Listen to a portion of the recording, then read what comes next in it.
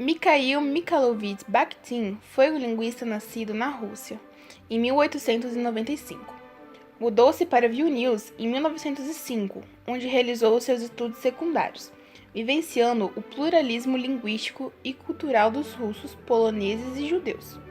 Em 1914, concluiu seus estudos superiores na Universidade de São Petersburgo. A partir de 1918, na cidade de Neville, atuou como professor de História, Sociologia e Russo em várias escolas.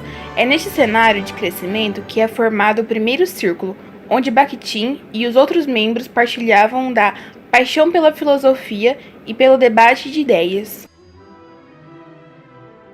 Impulsionado pelo caos provocado pela Guerra Civil e a criação de universidades nas províncias, passou a lecionar literatura no Instituto Pedagógico e História e Filosofia da Música no Conservatório de Vitebsk.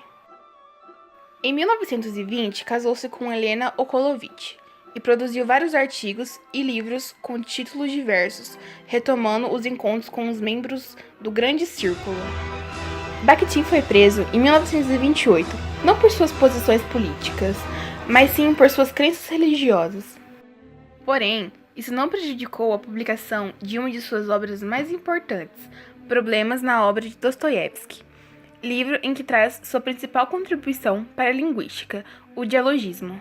O círculo se dispersa em 1930, enquanto Bakhtin encontrava-se exilado em Kustanai, onde permaneceu até 1937, embora sua pena tivesse encerrado em 1934. Foi convidado a lecionar literatura no Instituto Pedagógico em Saransk, cidade no qual grande parte da população era analfabeta, atuando também como alfabetizador.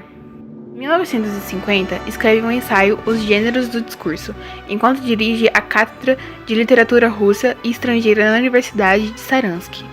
Em 1969, foi internado em um asilo com sérios problemas de saúde, causados pelo tabagismo e pela osteomielite. Em 1970, republicou a obra Problemas na Poética de Dostoiévski e publicou A Cultura Popular na Idade Média e no Renascimento, o contexto de François Rabelais. A contribuição de Bakhtin para a linguística é bastante ampla e pode ser visto no número considerável de conceitos formulados por ele e os demais pensadores.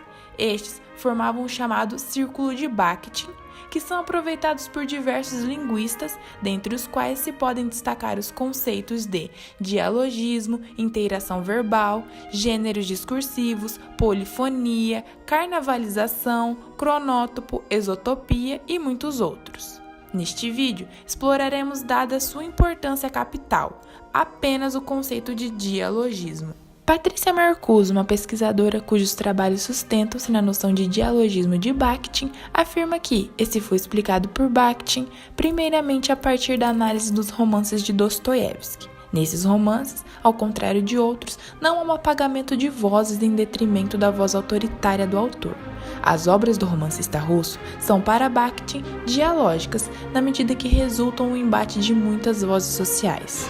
O mesmo embate de vozes sociais encenadas nos romances de Dostoiévski e aquele em que aparece nas nossas enunciações cotidianas, desde o mais simples bom dia, conforme destaca Faraco. Essas vozes sociais em constante embate são manifestações discursivas, sempre relacionadas a um tipo de atividade humana e sempre axiologicamente orientadas.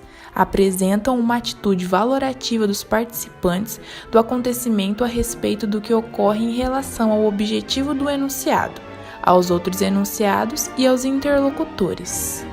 A pesquisadora Patrícia Marcuso também afirma que, para Bakhtin, a verdadeira substância da língua é, pois, constituída justamente nas relações sociais, via interação verbal e realizada por meio da enunciação ou das enunciações, nascida dos embates de muitas vozes sociais. A partir disso, o discurso, a língua em sua integridade concreta e viva, não é do ponto de vista de Bakhtin individual, porque se constrói entre pelo menos dois interlocutores que, por sua vez, são seres sociais e se constrói como um diálogo entre discursos, ou seja, mantém relações com outros discursos que o precederam.